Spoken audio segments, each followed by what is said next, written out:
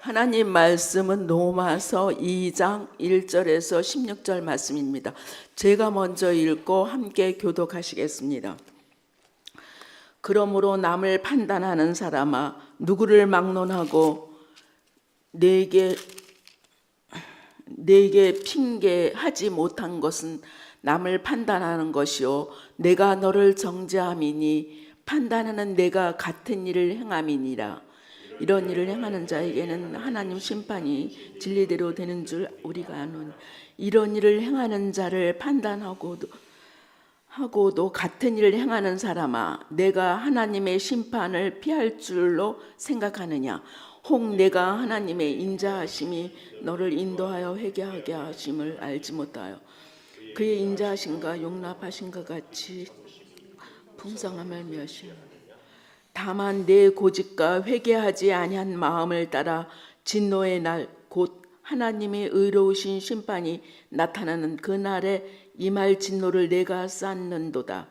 하나님께서 각 사람에게 그 행한 대로 보응하시되 참고 선을 행하여 영광과 존귀와 썩지 아니함을 구하는 자에게는 영생으로 하시고, 오직 당을 치어 진리를 당할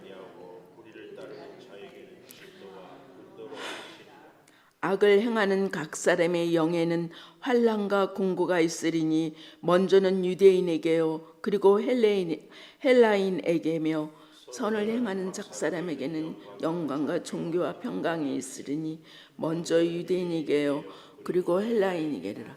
이는 하나님께서 외모로 사람을 취하지 아니하심이라. 무릇 법하는 자는 율법 없이 망하고, 무릇 율법이 있고 범죄하는 자를 말미암아 심판을 얻으리라. 하나님 앞에서는 율법을 듣는 자가 의인이 아니요 오직 율법을 행하는 자라야 의롭다 하심을 얻으리니, 율법 없는 여병인이 본성으로 율법의 일을 행할 때 이 사람의 율법이 없어도 자기가 자기에게 율법이 되라니, 이런 일들을 그 양심의 근거가 되어 그 사람들이 서로 혹은 고발하며 혹은 변명하며 그 사람에게 새긴 율법의 행위를 나타내느니라. 곧 나의 복음이 이른 바 같이 하나님의 예수 그리스도로 말미암아 사람들이 은밀한 것을 그날이라. 아멘. 서로 축복의 인사를 나누겠습니다. 오늘도 새벽 예배를 드리는 순자야, 너는 하나님의 보석이다. 변함없이 모든 것은 은혜입니다. 목사님께서 심판의 파괴 단계라는 제목으로 말씀 전해 주시겠습니다. 많은 은혜와 감동이 있으시길 바랍니다. 아멘. 심판의 단계 얘기했는데, 우리가 사람들이 인생을 살 때에 어릴 때 가장 처음에는 이것이 나에게 좋다 싫다. 그래서 어린 애들 보면 엄마 싫어, 엄마 좋아 그러잖아요. 가장 먼저 우리 사람들에게 첫 번째 단계는 좋다 싫다 이걸로, 그리고 조금 크면 이것이 나한테 유익하다 또 무익하다. 좋다 싫다에서 조금 크면 무익하다 유익하다. 그러다가 조금 이제 나이가 한 20대 30대 이렇게 되면 네 편이냐 내 편이냐, 내 편이 아닌 사람하고 친한 사람도 좋아요 싫어요, 나한테 안 좋은 사람하고 친한 사람은 나가 좋아요 싫어요, 나한테 좋은 사람하고 친한 사람은 나도 좋아해요. 그렇죠? 네 편 내 편을 다 가릅니다. 그러다가 이제 이게 사실은 우리 인생 주기와 마찬가지로 신앙생활의 주기도 똑같아요. 우리가 믿음 처음 시작하는 초신자들은 이것이 나한테 참 좋다 싫다, 그래서 하나님도 나에게 좋은 하나님이면 좋고 뭐 그러는 거죠. 그러다가 조금 더 신앙생활을 더 오래 하면 우리가 헌신하고 봉사하고 하는데도 유익하다 무익하다, 그러다가 교회 안에서도 네 편 내 편을 나도 모르게 나누어요. 근데 여기서 한 단계 더 올라가면 이 일이 옳다 그르다 이걸 우리가 다 구분을 해요. 옳고 그름을. 이게 이제 많은 사람들이 성숙, 신앙의 성숙을 하면 아하, 이 일은 옳다 그르다 판단하게 돼요. 여기서 중요한 것이 이 옳다 그르다를 가지고 관계가 좋아지기도 하고 관계가 깨지기도 합니다. 예를 들어 보면 부부 싸움을 왜 해요? 당신이 옳다, 내가 옳다. 늘 이런 문제로 싸워요. 에덴 동산에 선악과를 따먹었잖아요. 옳고 그름을 알게 하는 나무가 선악과. 사실은 그 옆에 생명나무가 있다고 하지 않았어요? 이 관계가 깨지는 것이 항상 옳고 그름의 문제로 관계가 깨지고 있다. 그 말씀이에요. 근데 여기서 우리는 한 걸음 더 가야 됩니다. 옳고 그름의 문제보다도 마지막 신앙의 하이라이트, 하나님의 뜻인가 아닌가, 여기까지 가야 됩니다. 저 사람이 틀렸어요. 틀렸다고 우리가 판단하는 것이 하나님의 뜻인가? 이건 아니라 그 말이에요. 우리 손영환 목사님이 두 아들 동인이 동신이를 죽인 그 나쁜 아들을, 그 아이를 입양했잖아요. 이 옳고 그름의 문제로는 도저히 설명이 안 돼요. 그런데 뭘로? 하나님의 뜻. 하나님은 죄인을 심판하는 것이 아니라 살리는 것이다. 그 말씀이에요. 그래서요, 이 하나님의 뜻은 우리가 주변의 사람들을 정죄할 것인가, 용서할 것인가. 예수 믿는 사람들에게는 늘 이 문제가 우리에게 고민이 돼야 돼요. 우리는 이 시대를 살아가는데 자꾸만 옳고 그름에 여기에 머물러요. 예를 들면 이 새벽에 우리 새벽기도 나왔잖아요. 얼마나 감사해요. 근데 새벽기도 1년 365일 늘 나오는 사람이 새벽기도 하지 않은 사람 보고 새벽 기도도 안 하면서 무슨 신앙생활을 한다고 하느냐 이러면 안 된다 그 말이. 그런데 꼭 기억해야 돼요. 그러면 새벽기도 안 해도 되느냐? 이건 아니에요. 이건 그래서 죄를 지은 사람이 비판하면 안 된다 이렇게 얘기하면 안 됩니다. 자기를 합리화하고 자기를 변명하는 것은 결코 옳지 않아요. 우리가 이 세상을 살아갈 때 교회 안에서요. 교회는 이런 문제가 늘 있거든요. 내가 볼 때 저 성도가 참 문제가 많아. 아니 저 목사님이 참 문제가 많아. 그랬을 때에 어떻게 해야 돼요? 저 사람 참 문제가 많으니까 가까이 상종해서는 안 돼. 저 사람이 참 문제가 많으니까 우리 교회에 없어야 교회가 유익이 된다. 이런 생각을 하기가 너무 쉬워요. 그러나 잊지 마십시오. 교회는 조직이 아니고 교회는 단체가 아니에요.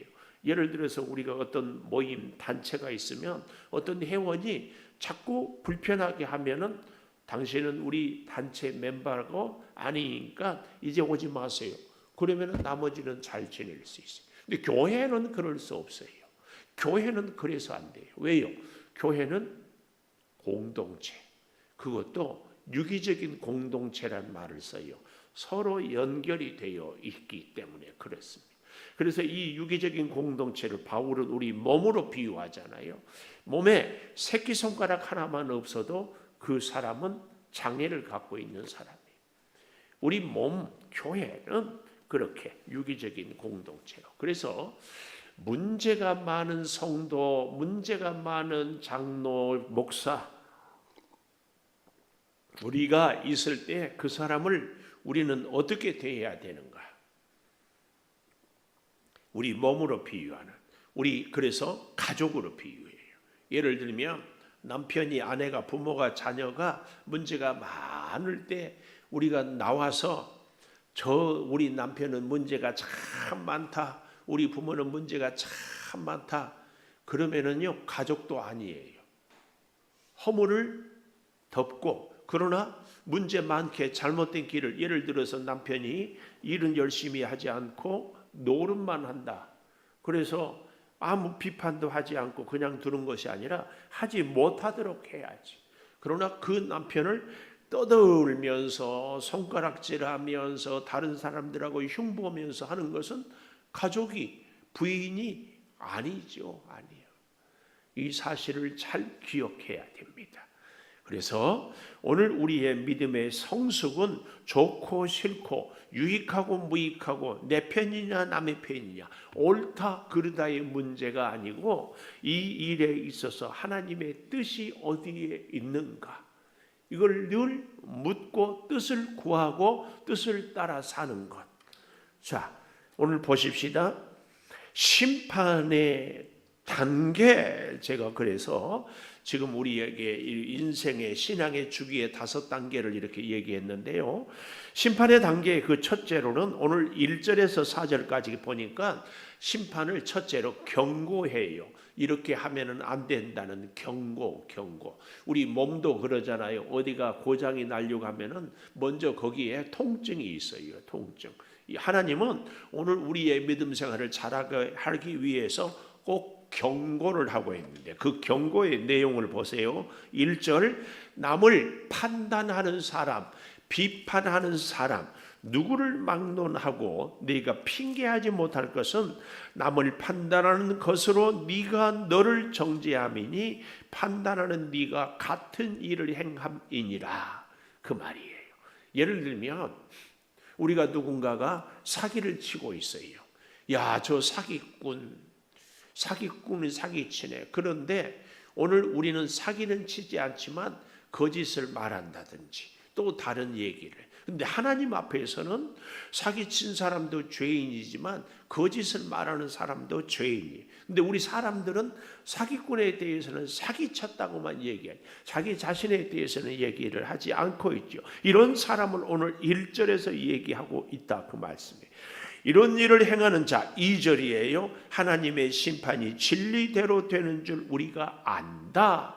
사기꾼도 심판을 받지만 거짓말하는 사람도 받는다.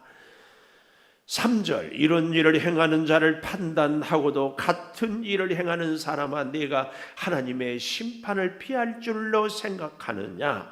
혹 네가 하나님의 인자하심이 너를 인도하여 회개하게 하심을 알지 못하여 그의 인자하심과 용납하심과 길이 참으심이 풍성함을 멸시하느냐.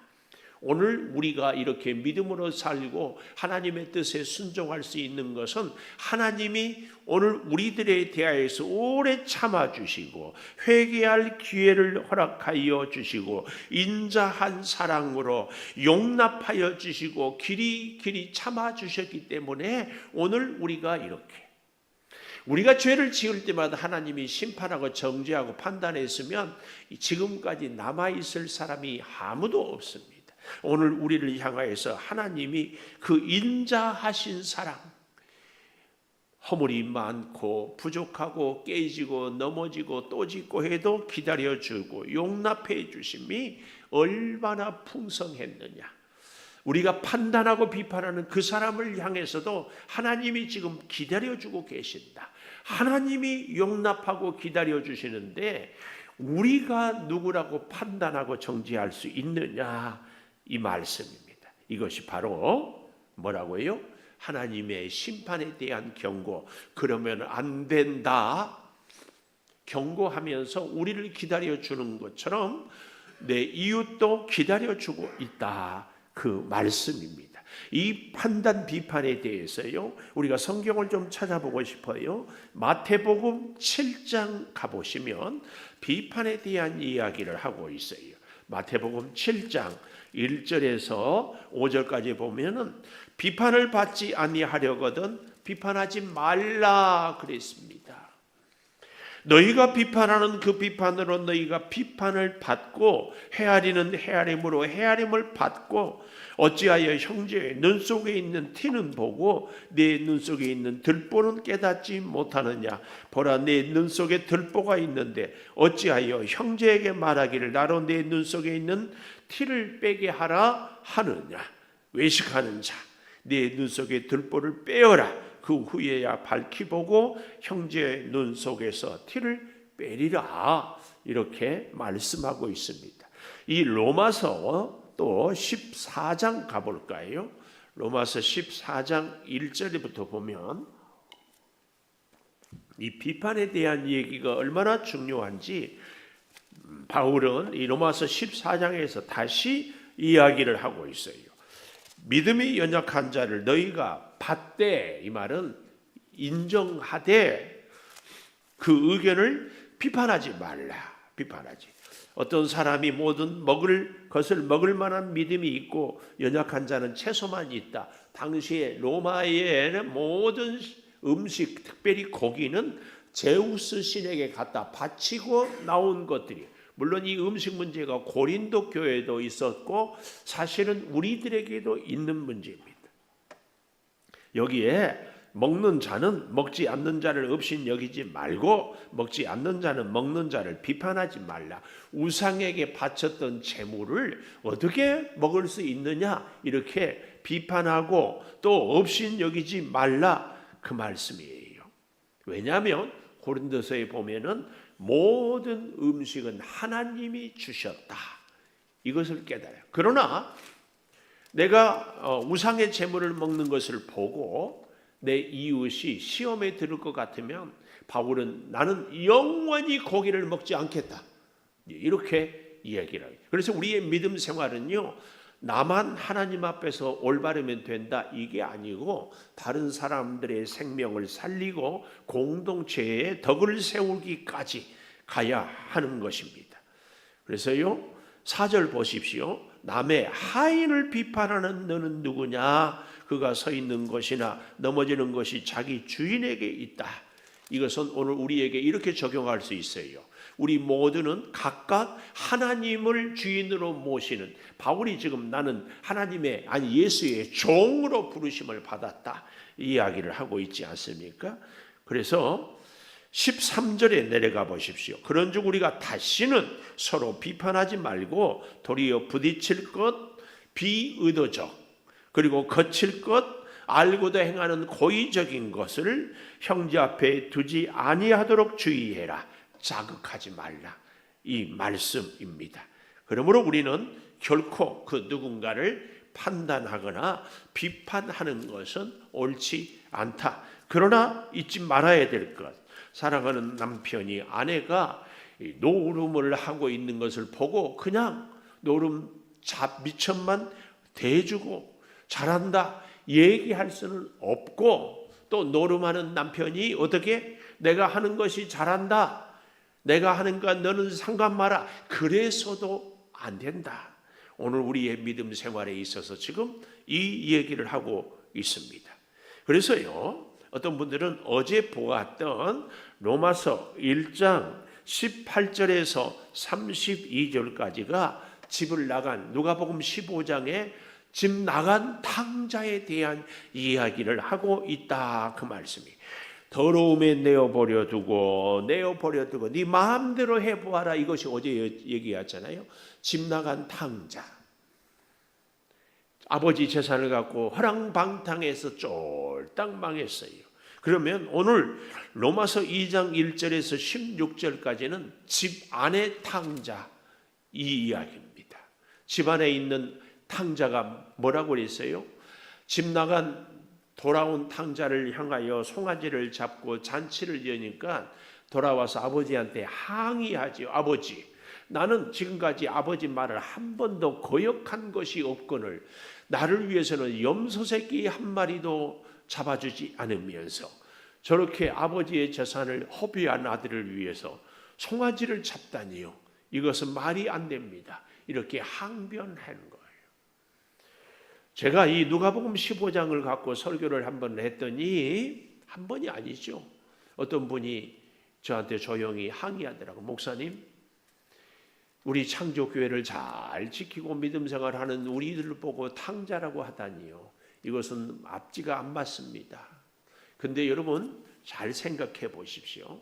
하나님 앞에서는요, 1년 365일 새벽 기도하고 1년 52주 나와서 예배를 드리고 주일을 성수하고 11절을 하고 믿음 생활을 잘하는 사람을 보고 그 사람이 주일도 제대로 못 지키고 11조도 드리지 않고 봉사도 하지 않는 사람을 보고 저 사람 저렇게 믿음 생활을 하면 안 되지, 이렇게 정죄하면 안 된다 그 말이에요. 그러나 그렇다고 해가지고 주일도 못 지키고 봉사도 하지 않은 사람이 나는 나한테 비판하지 마, 이렇게 얘기하면 더더욱 안 됩니다. 적절한 예가 될지 모르는데 사과나무는 사과 열매를 맺기 전에 사과나무다 아니다.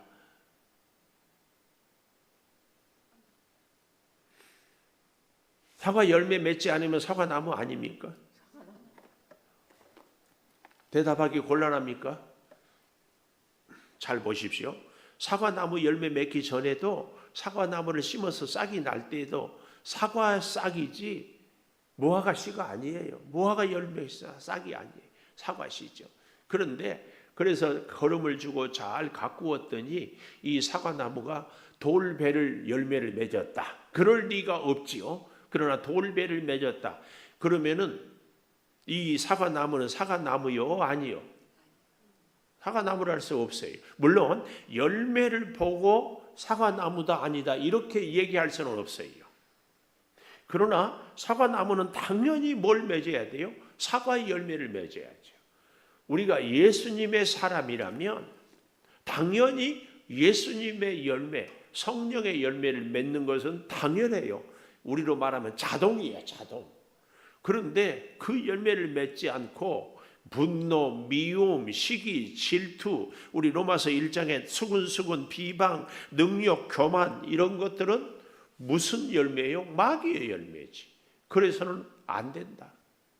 이거 비유가 적절하지 않을지는 몰라도 사과나무는 사과의 열매를 맺어야 됩니다. 그래서요 야고보서에 보면 믿음은, 죽은 믿음은 행함이 없는 믿음. 사과나무는 뿌리가 사과나무고 싹이 사과나무이지만 열매가 사과나무를 맺지, 사과를 맺지 못한다면 곤란해요. 오늘 우리가 예수님의 사람이라면 당연히 성령의 열매를 맺어야 돼요. 이것을 이제 이 얘기를 하고 있는 게 그 다음이에요. 그래서 두 번째로 5절에서 11절까지 보면은 하나님의 의로우신 판단을 얘기하고 있어요. 하나님의 의로우신 판단. 자, 5절부터 볼까요? 고집과 회개하지 않은 마음을 따라 진노의 날 하나님의 의로우신 심판이 나타나는 그날 이 말 진노를 내게 쌓는도다. 회개하지 않고 살아가는 것. 쌓은 진노를 쌓아요. 6절 보십시오. 하나님께서 각 사람에게 그 행한 대로 보응하시되, 행한 대로 보응, 행한 대로 참고 선을 행하여 영광 존귀와 썩지 아니함을 구하는 자에게는 영생. 8절 당을 지어 진리를 따르지 않고 불의를 따른 자에게는 진노와 분노로 하시리라. 열매, 당을 짓는 것은 진노와 분노, 반드시 심판. 그래서요, 구원은 믿음으로 받습니다. 그렇죠? 믿음으로 구원 받는다고 하니까 우리의 죄값에 대한 심판이 없는가? 아니에요. 죄값에 대해서는 반드시 하나님이 그 심판을. 그래서 우리를 믿음으로 구원 얻기 위해서 우리의 죄값을 예수님이 십자가에서 다 지셨어요. 이제 그렇기 때문에 우리는 이제 아무 대가가 없다 이렇게 얘기하는 것은 곤란합니다. 오늘 우리를 하나님의 사람으로 세워가기 위해서 예수 그리스도의 십자가의 그 진노의 심판을 겪음으로 우리가 구원을 얻었어요. 새 생명을. 구원을 얻은 자는 성령의 열매를 맺어가는 이 일이 꼭 있어야 돼요. 그래서 제가 아까 집 나간 탕자, 집안의 탕자 얘기를 했잖아요. 여러분, 방탕한 죄와 심판하는 죄, 어떤 것이 클까? 이렇게 얘기하면 뭐 죄는 다 크고 작고가 어디 있어요? 다 크지요. 이렇게 얘기할 수 있지만 굳이 저는 얘기하자면 집 나간 탕자, 방탕한 죄, 집안의 탕자, 둘째 아들을 심판했잖아요. 이 방탕의 죄와 심판의 죄가 어떤 죄가 더 크냐? 이렇게 굳이 꼭 따져야 한다면 저는 심판의 죄가 더 크다고 믿습니다. 왜요? 방탕한 아들은 아버지의 집에는 먹을 것이 많은데 나는 여기서 줄여 죽는구나. 그리고 내가 죄를 지은 것, 아버지의 마음을 아프게 한 것을 깨달았어요. 그래서 아버지께로 돌아와요. 이것은 내가 죄인인 것을 아는 죄가 방탕의 죄예요. 그렇죠? 근데 집안에 있는 맏아들은 어떻게 해요? 나는 아버지의 명을 한 번도 거역한 적이 없고 아버지 재산을 한 번도 허랑방탕한 것이 없고 나는 아버지 명을 거역한 적도 집을 나간 적도 없습니다. 큰아들이 회개했다 안 했다? 회개 안 했어요. 회개 안 했어. 오늘 우리의 삶에 있어서 이게 정말 제가 아까 사기꾼이냐 도둑놈이냐 했잖아요. 우리가 하나님 앞에서 빛 대신 거룩하신 하나님 앞에서 나는 죄가 없다. 그래서 다른 사람을 다 정죄할 수 있다. 이게 아니에요. 유대인들이 늘 이방인들을 정죄했는데 이것이 가장 큰 무서운 죄였거든요. 우리는 항상 하나님 앞에서 거룩하신 하나님 앞에 서 있는 나를 먼저 보는 것이. 그래서가 마태복음 7장에 내 눈 속에 있는 들보를 보라는 얘기는 바로 그 얘기입니다. 그런데 우리는 늘 나는 내 자신에 대해서는 관대해요. 다른 사람들에 대해서는 아주 민감해요. 사실은 내 자신에 대해서 민감해야 돼요. 오늘 이 7절, 8절 영생과 진노에 대한 것은 우리는 잘 보아야 하면서요. 9절 악을 행하는 각 사람의 영에는 환난과 곤고. 그런데 유대인이 먼저고 헬라인 다음. 또 10절 선을 행하는 사람에게는 영광과 존귀와 평강. 여기서 선과 악이 뭐냐? 회개하느냐 하지 않느냐. 오늘 우리가 하나님의 말씀대로 살지 못하는데 나를 변명하고 합리화하는 것도 옳지 않지만 다른 사람들에 대해서 판단하고 비판하면서 내 자신에 대해서 관대하는 것. 그래서 예수님이 비유로 바리새인과 누가 세리가 성전에 와서 기도할 때 바리새인은 나는 일회에 2번씩 금식하고 11조를 드리고 안식일을 지키고 나는 저 세리와 같지 않음을 감사합니다. 예수님은 그 사람이 아니라 나는 죄인으로서이다. 감히 하늘을 우러러 보지도 못하는 세리에 대해서 하나님이 그래서 우리 예수님이 사랑하고 구원하는 사람은 누구다? 내 자신의 허물을 보고 회개하는 사람이라 그 얘기입니다. 그럴 때에 하나님의 의로우신 열매, 선한 열매, 의의 열매를 이야기하고 있는 것이 12절에서 16절까지입니다. 보십시오. 12절에서 열매에 대한. 자, 16절까지 먼저 12절. 율법 없이 범죄한 자는 율법 없이 망하고 율법이 있고 범죄한 자는 율법으로 심판을 받는다. 이것을요. 이제 그다음 13절 14절에 보면 하나님 앞에 율법을 듣는 자가 의인이 아니고 율법을 행하는 자라야 의롭다 하심을 얻으리니. 제가 이 비유를 자꾸 얘기하지요. 뭘로 비유합니까? 병원에 약을 처방받아서 먹어야 효과가 있는 겁니다. 행한다는 얘기는 그 얘기입니다. 그래서 14절 율법 없는 이방인이 본성으로 율법의 일을 행할 때에는 율법이 없어도 자기에게 율법이 되니 이게 뭐예요? 15절 양심이 증거가 돼요. 생각들이 서로 혹은 고발하고 변명하고 율법의 행위를 나타낸 하나님이 우리에게 주신 마음 그 양심에 따라 하나님이 이미 어제는 우리가 자연 우주를 통하여서 하나님을 알만한 것이 있다고 하지 않았습니까? 이것입니다. 그래서 15절 마지막에 그 마음에 생긴 율법의 행위를 나타내요. 곧 16절 곧 나의 복음에 이른 바와 같이 하나님이 예수 그리스도로 말미암아 사람들의 은밀한 것을 심판하는 날, 결국은 심판의 열매는 무엇으로? 우리의 선을 행함으로 열매를 맺게 되는 줄을 믿습니다. 기도하겠습니다.